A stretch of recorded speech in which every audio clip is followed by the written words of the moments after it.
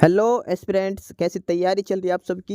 Welcome to our YouTube channel सरकारी नौकरी notifications. Aspirants, आपका अपने यूट्यूब चैनल सरकारी नौकरी नोटिफिकेशंस पर आपका स्वागत है। और एस्पिरेंट्स, आज की एक इम्पोर्टेंट अपडेट है और वो अपडेट क्या है, इस चीज़ को जानने के लिए आप वीडियो के एंड तक बने रहिए। ठीक है, जो भी एस्पिरेंट्स वीडियो पर नए हैं, चैनल पर नए हैं, तो चैनल सरकारी नौकरी नोटिफिकेशंस को सब्सक्राइब करके जरूर चलें। वीडियो अच्छी लगे तो वीडियो को लाइक करना, शेयर करना। अगर कुछ इश्यू हो, कुछ पूछना हो वीडियो के सब्जेक्ट वे के बारे में, कंटेंट के बारे में, तो आप कमेंट बॉक्स में कमेंट जरूर करना। ठीक है, तो एक बार फिर से, अगर सब चैनल सब्सक्राइब नहीं किया तो चैनल सब्सक्राइब करते हो। चलिए शुरुआत करते हैं। Aspirants Delhi technological university DTU, और इन्होंने नया एडवर्टाइजमेंट दिया है। ठीक है, और ये है रिक्रूटमेंट ऑफ फैकल्टी पोजीशंस। कुछ रिक्रूटमेंट्स हैं प्रोफेसर, असिस्टेंट प्रोफेसर के लिए। DTU दिल्ली की एक यूनिवर्सिटी है और इसमें एडवर्टाइजमेंट नंबर 2/2024 और रिक्रूटमेंट्स है कुछ टीचर्स के लिए।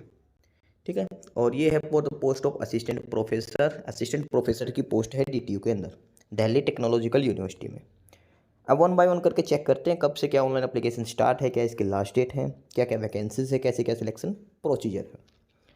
तो सबसे पहले इसमें नंबर ऑफ वैकेंसीज के बारे में बता रखा है कि किस किस सब्जेक्ट के लिए क्या क्या वैकेंसीज हैं। टोटल 9 कैटेगरी की पोस्टें हैं ये। ठीक है, असिस्टेंट प्रोफेसर की पोस्टें हैं। और उसके बाद ये इनकी वैकेंसीज का कैटेगरी वाइज डिस्ट्रीब्यूशन कर रखा है। तो सबसे पहले है जैसे डिज़ाइन में जो ओवरऑल वैकेंसीज हैं इनके पास वो 6 हैं। टोटल 6 वैकेंसीज हैं। और कैटेगरी वाइज डिस्ट्रीब्यूशन की बात करते हैं तो UR कैटेगरी के लिए 1 है, 1 for UR category, 1 for ST category, 3 for OBC and 1 for EWS। उसके बाद नेक्स्ट है और वो है इन्वायरमेंटल इंजीनियर। इन्वायरमेंटल इंजीनियरिंग में बात करते हैं टोटल 10 वैकेंसी है, टोटल 10 वैकेंसीज हैं।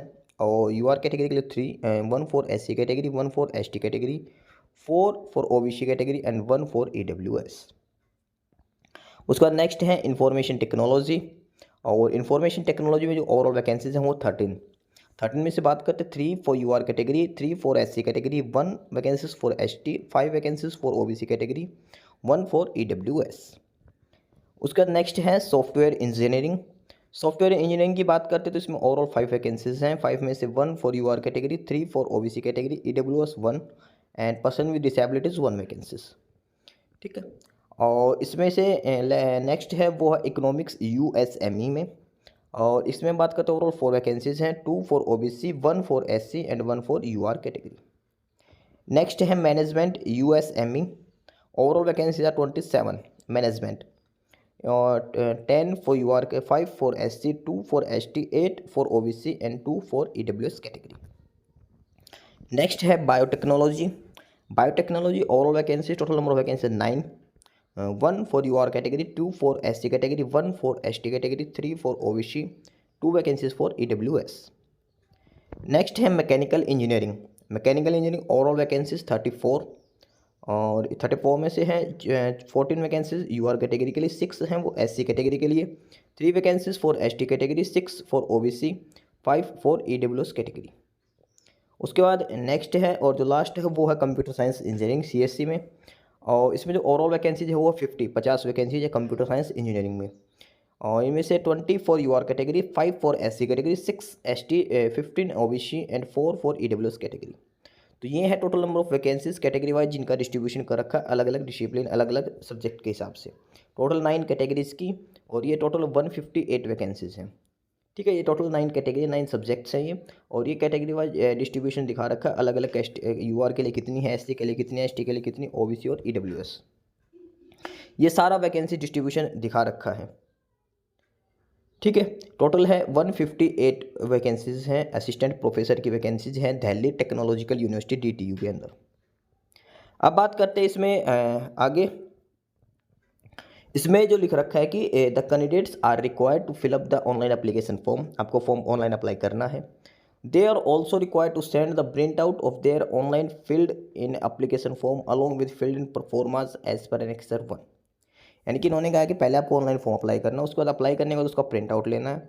और उसके साथ इन्होंने एक तो एप्लीकेशन फॉर्मेट दे रखा है, उनके साथ स्टेपल करके बाई पोस्ट थ्रू या पोस्ट के थ्रू, स्पीड पोस्ट, कुरियर कैसे भी करो या फिर बाई हैंड कैसे भी देके आपको ये इनको यूनिवर्सिटी में भी भेजना है।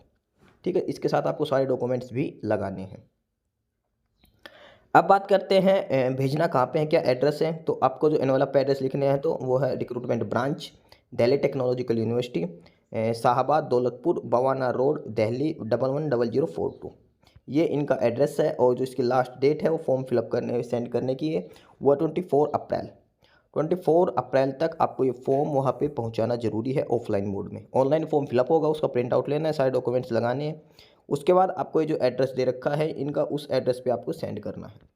ठीक है, ये वाला एड्रेस है यहाँ पे, recruitment branch, Delhi technological university, Shahbad Daulatpur, Bawana road, Delhi 110042। इस एड्रेस पे आपको अपने सारे डॉक्यूमेंट्स वगैरह सेंड करने हैं। लास्ट डेट है 24 अप्रैल। 24 अप्रैल से पहले आपको ऑफलाइन मोड में वहाँ पे अपने सारे डॉक्यूमेंट्स और फॉर्म का प्रिंट आउट हो आपको सेंड करना है। Application form, online application form की जो लास्ट डेट है वो है 14 अप्रैल। 14 अप्रैल है लास्ट डेट है, यानी कि आपको 14 अप्रैल तक तो पहले ऑनलाइन फॉर्म फिलअप करना पड़ेगा, फीस वगैरह पे करनी पड़ेगी। उसके बाद 14 अप्रैल के बाद 10 दिन का एक्स्ट्रा टाइम दिया गया है, 24 तारीख तक, 24 अप्रैल 24 अप्रैल से पहले आपको ऑफलाइन मोड में अपना फॉर्म का प्रिंट आउट, उसके साथ साथ सारे डॉक्यूमेंट्स लगाने हैं और वो आपको यूनिवर्सिटी भेजने हैं रिक्रूटमेंट ब्रांच में। आपको फॉर्म ऑनलाइन अप्लाई करने का जो लिंक है वो इनकी ऑफिशियल साइट है www.dtu.ac.in। ये इनकी official site, online application start हो चुकी है। आपको फॉर्म फिलअप करना है इनकी ऑफिशियल साइट से www.dtu.ac.in। ये ऑफिशियल साइट है यूनिवर्सिटी की, यहाँ से आपको फॉर्म फिलअप करना है। 14 अप्रैल इसकी लास्ट डेट है ऑनलाइन फॉर्म फिलअप करने की, और 24 अप्रैल जो लास्ट डेट है वो आपको अपने डॉक्यूमेंट्स वगैरह ऑफलाइन मोड में जो यूनिवर्सिटी में सेंड करने के लिए है। ठीक है, ये है बेसिक सी डिटेल्स। अब इसके बाद इसमें जो पे स्केल वगैरह क्वालिफिकेशन है ये अलग से इन्होंने दे रखी है, और ये वो डिफरेंट लिंक्स हैं जो आप टाइप करके आप इसमें डिटेल्स में पढ़ भी सकते हैं। ठीक है, हर पोस्ट के लिए अलग अलग बता रखे हैं, वो वीडियो को एंड में भी बता रखे हैं कि इस पोस्ट के लिए क्या क्या क्वालिफिकेशन होनी चाहिए। पहले एक बार इस नोटिस को देख लेते हैं, उसके बाद ये जो अलग अलग 3 नोटिस दे रखे, 3 लिंक दे रखे, उसके बाद इनकी अलग अलग क्वालिफिकेशन वगैरह बाद में देखेंगे। ठीक है, और इसमें ये बेसिक सी डिटेल्स दिखा रखी है कि अगर जो भी क्वालिफिकेशन मांग रखी है तो उसमें जैसे बीएससी इंजीनियरिंग, बीई बीटेक और बीएस 4 ईयर ये इक्विवेलेंट माने जाएंगे। एमएससी इंजीनियरिंग, एमई एमटेक और एमएस ये भी इक्विवेलेंट कोर्स माने जाएंगे। ठीक है, जैसे किसी में लिख दिया बी बीटेक एंड इक्विवेलेंट, तो इक्विवेलेंट का मतलब होगा आपके पास बीएससी इंजीनियरिंग से तो भी आप अप्लाई कर सकते हो, बीई वाले भी अप्लाई कर सकते हो और बीएस भी अप्लाई कर सकते हो। ठीक है, ये इन्होंने दिखा रखा है कि इक्विवेलेंट कोर्स कौन कौन से माने जाएंगे। उसके बाद ये बेसिक से डिटेल्स लिख रखे हैं। ठीक है, अब बात करते हैं procedure for submission of online application. The candidates are required to fill up the online application form along with annexed 1, जो नीचे एकेडमिक रिकॉर्ड लगाना है, उसके बाद एक्सपीरियंस और रिसर्च परफॉर्मेंस लगाने हैं। ठीक है, अब बात करते हैं क्या क्या इसमें मांग रखा है, क्या क्या वेटेज हैं। असाइनमेंट्स ऑफ वेटेज या points of academic record, research performance and other scholarly credential and academic achievement for the post of assistant professor. यानी क्या क्या क्वालिफिकेशन, क्या क्या क्राइटेरिया क्वालिफिकेशन है रिसर्च के लिए, कितने कितने मार्क्स आपको दिए जाएंगे। ठीक है, उनके बेसिस पे ही आपका फाइनल सिलेक्शन होना है। सबसे पहले है इसमें एकेडमिक रिकॉर्ड का। एकेडमिक रिकॉर्ड में बात करते हैं, अगर आपने यूजी बीटेक कर रखी है, बीई बीएससी बीबीए बीए वगैरह कुछ भी बैचलर डिग्री कर रखी है, तो आपको 15 पॉइंट्स दिए जाएंगे। किस बेस पे मिलेंगे, यानी कि मैक्सिमम है 15 नंबर आपको दिए जाएंगे। किस बेसिस पे, अगर आपके 45% हैं, ठीक है, 45 to 55 के बीच में है तो आपको 3 मार्क्स दिए जाएंगे। 55 से 60 के बीच में तो 6 मार्क्स, 60 से अबव है तो 10 मार्क्स, 75 से अबव है तो 12 मार्क्स, 91% से अबव है तो 15 में से 15 मार्क्स। यानी कि इसमें कहने का मतलब है जो आपकी बैचलर डिग्री है उसमें आपको मैक्सिमम 15 नंबर दिए जाएंगे, और उसमें जितने % ऑफ मार्क्स आपको जो मिले हैं उसके हिसाब से आपको क्वालिफिकेशन मार्क्स दिए जाएंगे। अगर आपके 90% से 91 या 91 से अबव है तो आपको 15 नंबर दिए जाएंगे। 75% या इससे अबोव है तो 12 मार्क्स दिए जाएंगे। 60% या इससे अबोव है तो आपको 10 मार्क्स दिए जाएंगे। 55% और अबोव है तो 6 मार्क्स दिए जाएंगे। 45% और अबोव तो 3 मार्क्स दिए जाएंगे। ठीक है, ये इसमें दिखा रखा है। 15 मार्क्स मैक्सिमम मिलेंगे। उसके बाद बात करते हैं पोस्ट ग्रेजुएशन डिग्री की, वो था बैचलर डिग्री के, अंडर ग्रेजुएट यूजी का, ये है पीजी के लिए। पीजी के भी मैक्सिमम 15 मार्क्स हैं। इसमें अगर आपके मिनिमम 55% होने चाहिए, 55 और 60 के बीच में 6 मार्क्स, 60 से लेकर 75 के बीच में आपको 10 मार्क्स दिए जाएंगे, 75 से लेकर 90 के बीच में आपको 12 मार्क्स, और 91 से लेकर अबव मार्क्स है तो आपको 15 में से 15 मार्क्स दिए जाएंगे। ये है पोस्ट ग्रेजुएशन डिग्री के, एमटेक एमई एमएससी जो भी मांग रखे, एमबीए एमसी इक्विवेलेंट जो भी है। ठीक है। ये बैचलर के हैं, 15 मार्क्स मैक्सिमम है जो परसेंटेज ऑफ मार्क्स के बेसिस पे। सेम ऐसे पोस्ट ग्रेजुएशन डिग्री में 15 मार्क्स मैक्सिमम है, और इसमें से अलग अलग क्वालिफिकेशन के हिसाब से आपके मार्क्स दिखाए गए, जो परसेंटेज ऑफ मार्क्स आपके जो डिग्री में है उसके बेसिस पे। उसके बाद है पीएचडी का। पीएचडी के हैं जो मैक्सिमम पॉइंट्स हैं वो 15 मार्क्स हैं। The paper must be mention in the PhD thesis under list of publications. The condition, ये वेटेज दिखा रहा है कि मैक्सिमम 15 मार्क्स है। 15 मार्क्स किस किस बेसिस पे दिए जाएंगे? सबसे पहले कि PhD with 5 SCI, SCIE, SSCI indexed journal papers from the work contained in the PhD. Thesis first second third corresponding author तो 15 से 15 दिए जाएंगे। सेम के सेम अगर 4 हैं आपके पास तो 12 दिए जाएंगे। अगर यहाँ पे 3 SCI है तो 10 मार्क्स दिए जाएंगे। मैक्सिमम कितने हैं? 15। और इसके बाद जो अगला है वो पीएचडी विद 2 SCI तो आपको 8 मार्क्स दिए जाएंगे। और उसका लास्ट है पीएचडी विद 1 SCI 6 मार्क्स, या फिर PhD with 3 paper in UGC care AICT तो आपको 6 मार्क्स दिए जाएंगे। ये पीएचडी के क्वालिफिकेशन के बेसिस पे, पीएचडी में जो है मैक्सिमम मार्क्स 15 है, और ये अलग अलग SCI के बेसिस पे आपको 15 में से मिनिमम 6 मार्क्स आपको दिए जाएंगे। 6 to 15 का क्राइटेरिया सेट कर रखा है। उसके बाद नेक्स्ट है, और जो नेक्स्ट मार्क्स का है जो वो है वो UGC CSIR जो गेट या फिर कोई भी इक्विवेलेंट एग्जामिनेशन क्वालिफाई कर रखा है नेशनल लेवल तो मैक्सिमम 5 मार्क्स होंगे। 5 में से अगर आपने कोई स्टेट एलिजिबिलिटी टेस्ट क्वालिफाई कर रखा है तो 2 मार्क्स दिए जाएंगे। नेट या गेट क्वालिफाई कर रखा है तो 3 मार्क्स, और नेट JRF के साथ कर रखा तो 5 में से 5 मार्क्स। तो टोटल जो आपके हैं वो 50 मार्क्स का ये क्राइटेरिया होगा एकेडमिक क्वालिफिकेशन के बेसिस। तो ये तो था ऐसा है जो वेटेज थे एकेडमिक रिकॉर्ड्स के बेसिस पे, जो 15 पॉइंट्स थे उसके ओवरऑल जो एकेडमिक रिकॉर्ड के बेसिस पे था। उसके बाद आगे जो पॉइंट्स दिए जाए स्कोर कार्ड है वो है एक्सपीरियंस और रिसर्च परफॉर्मेंस के बेसिस पे। एक्सपीरियंस और रिसर्च परफॉर्मेंस के बेसिस पे जो है उसमें सबसे पहले है कि टीचिंग या रिसर्च या फिर इंडस्ट्रियल एक्सपीरियंस तो आपको मैक्सिमम 10 पॉइंट्स दिए जाएंगे। टीचिंग एक्सपीरियंस हो या फिर रिसर्च इंडस्ट्रियल या फिर कोई भी एक्सपीरियंस हो तो आपको 10 पॉइंट्स दिए जाएंगे। किस हिसाब से दिए जाएंगे? अगर आपके पास टीचिंग का एक्सपीरियंस या फिर इंडस्ट्रियल एक्सपीरियंस है तो पर ईयर के हिसाब से 1 पॉइंट दिया जाएगा। यानी कि हर साल का जितने भी साल का आपका एक्सपीरियंस है टीचिंग का या फिर इंडस्ट्रियल का तो 1 साल के हिसाब से 1 नंबर आपको दिया जाएगा। यानी कि मैक्सिमम 10 मार्क्स आपको दिए जाएंगे। या फिर आपके पास एक्सपीरियंस है रिसर्च एक्सपीरियंस इन R&D है तो उसमें भी सेम है 1 पॉइंट पर ईयर। सेम है टीचिंग कम रिसर्च फेलोशिप फुल टाइम में तो 1 मार्क्स पर 1 ईयर, यानी कि मैक्सिमम 10 ईयर्स का एक्सपीरियंस आपके पास हो सकता है। ठीक है। इसके बाद अगला है और रिसर्च पब्लिकेशंस के बेसिस पर। रिसर्च पब्लिकेशंस के मैक्सिमम आपको 25 मार्क्स दिए जाएंगे, 25 पॉइंट्स दिए जाएंगे। उसका डिस्ट्रीब्यूशन की बात करते हैं तो सबसे पहले अगर आपने इंटरनेशनल या फिर नेशनल जर्नल इंडेक्स किया है तो उसमें आपको फर्स्ट सेकंड कोरस्पॉन्डिंग ऑथर हो तो आपको 3 पॉइंट्स पर पेपर के हिसाब से, या फिर अगर आपको और अदर को ऑथर्स हैं तो आपको 1 मार्क्स पर पेपर के हिसाब से दिए जाएंगे। ये है इंटरनेशनल और नेशनल जर्नल का। सेकंड आपके पास research publication research paper in UGC CAR या AICT तो आपको मैक्सिमम 10 पॉइंट्स इसमें से दिए जाएंगे। फर्स्ट या सेकंड ऑथर हो तो आपको 2 मार्क्स पर पेपर के हिसाब से, को ऑथर है दूसरे तो 1 मार्क्स पर पेपर के हिसाब से, और मैक्सिमम आपको इसमें 25 मार्क्स दिए जाएंगे। ठीक है। ये एक्सपीरियंस के बेसिस पे मार्क्स हैं।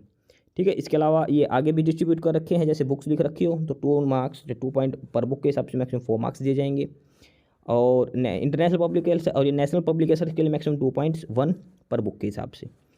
ई बुक के हिसाब से बुक चैप्टर या फिर full paper in international conference maximum 4 points दिए जाएंगे। 1 मार्क्स पर पेपर, 0.5 मार्क्स पर पेपर को ऑथर के लिए। नेक्स्ट है रिसर्च प्रोजेक्ट जो कंप्लीटेड है, मैक्सिमम 0.5 हैं इसके। और अगर आपसे प्रोजेक्ट अबव 15 लाख है, 15 लैक्स है तो प्रिंसिपल इन्वेस्टिगेटिव PI तो 5 मार्क्स पर प्रोजेक्ट, को PI है तो 3 मार्क्स पर प्रोजेक्ट। नेक्स्ट है कि project below 5 lakh above 5 lakh यानी 5 से 15 के बीच में है तो आपको 3 पॉइंट पर प्रोजेक्ट के हिसाब से, अगर आप PI है तो, अगर आप को PI है तो 1 पॉइंट पर प्रोजेक्ट के हिसाब से। प्रोजेक्ट अबाउट 2 लैक्स तो अगर PI है तो 1 मार्क्स पर प्रोजेक्ट, और को PI के लिए 0.5 मार्क्स पर प्रोजेक्ट के हिसाब से दिए जाएंगे। ये है रिसर्च प्रोजेक्ट्स के मैक्सिमम 5 मार्क्स में से। उसके बाद पैटेंट्स के मैक्सिमम 5 मार्क्स हैं। अगर आप अवार्डेड हैं तो 5 मार्क्स पर पैटेंट, अगर आपके पब्लिश हैं तो मैक्सिमम 3 मार्क्स मिल सकते हैं 1 पर पैटेंट के हिसाब से। और जो लास्ट है वो है रिसर्च गाइडेंस मैक्सिमम 5 मार्क्स में से। और PhD guided and degree awarded to the scholar as sole supervisor 3 marks per scholar and joint supervisor 2 marks per scholar. तो ये हो गए टोटल पॉइंट्स 50। ये 50 पॉइंट्स हैं टोटल, ये एक्सपीरियंस के बेसिस के हैं। स्टार्ट में जो 50 पॉइंट थे वो थे एकेडमिक क्वालिफिकेशन के, उसके बाद ये एक्सपीरियंस और रिसर्च परफॉर्मेंस के 50 पॉइंट्स, ये इसके ओवरऑल 100 पॉइंट्स आपके होते हैं इस हिसाब से। ठीक है, इसके बाद इसमें डिटेल्स दिखा रखी है, जब आपको एप्लीकेशन फॉर्म फिलअप करना 14 अप्रैल तक आपको ऑनलाइन फीस वगैरह पे करनी है। ठीक है, ऑफिशियल साइट है इनकी www.dtu.ac.in, यहाँ से आपको अप्लाई करना है। ठीक है, उसके बाद आपको प्रिंट आउट लेना ऑनलाइन एप्लीकेशन फॉर्म का अलॉन्ग विद डिमांड ड्राफ्ट।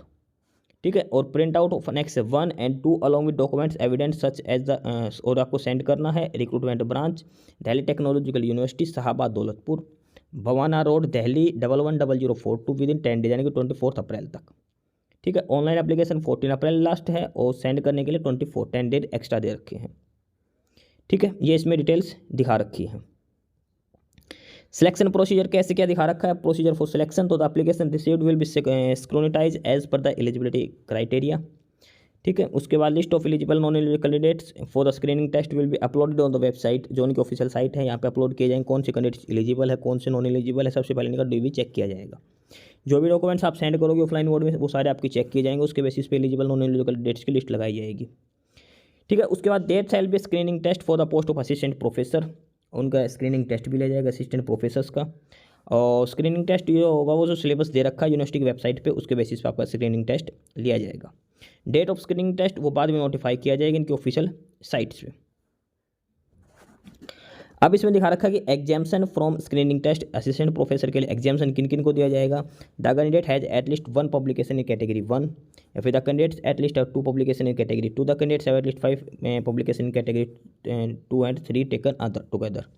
ठीक है, ये इन बेसिस पे कैंडिडेट्स को एग्जाम्सन भी दिया जा सकता है। कैटेगरी 1 में क्या क्या है जो एग्जाम्सन दिया जाए कैटेगरी 1 में, तो कैटेगरी 1 में the paper must be A journal paper with impact factor at least 2। ठीक है, नेचर, साइंस और हार्वर्ड बिजनेस रिव्यू। कैटेगरी 2 में है प्रीमियर रिसर्च पब्लिकेशन, और इसमें जो आपके पास क्या क्या है इसके बेसिस पे आपको दिया जाएगा। ठीक है, डिटेल दिखा रखी है। कैटेगरी 3 है कमेंडेबल रिसर्च पब्लिकेशंस, और इसमें भी आपके जो पॉपुलर जर्नल है जो किस किस में होने चाहिए उसके बेसिस पे आपका दिखा रखा है। उनके बेसिस पे आपको जो स्क्रीनिंग टेस्ट है उसमें रिलैक्सेशन दिया जाएगा। ठीक है, इस स्क्रीनिंग टेस्ट का ये वेटेज दिखा रखा है, क्या क्या वेटेज होगा, और ये बेसिक से सारी डिटेल्स दिखा रखी है कैसे क्या सिलेक्शन क्राइटेरिया के लिए ये डिटेल्स हैं। ठीक है, तो ये है बेसिक सा नोटिस है दिल्ली टेक्नोलॉजिकल यूनिवर्सिटी में जो रिक्रूटमेंट्स है असिस्टेंट प्रोफेसर की। टोटल 9 कैटेगरीज़ के हैं, 9 सब्जेक्ट्स हैं ये, और हर सब्जेक्ट के लिए सेम क्वालिफिकेशन, सेम जो सिलेक्शन प्रोसीजर है। ठीक है, तो ये है detailed notice Delhi technological university की तरफ से। तो जो भी कैंडिडेट्स अप्लाई करना चाहता है वो ऑनलाइन, सबसे पहले आपको 14 अप्रैल से पहले तक आपको ऑनलाइन अप्लाई करना है। उसके बाद 10 दिन का आपके पास टाइम है, आपको सारे डॉक्यूमेंट्स वगैरह फॉर्मा लगा के आपको सेंड करना है DTU में।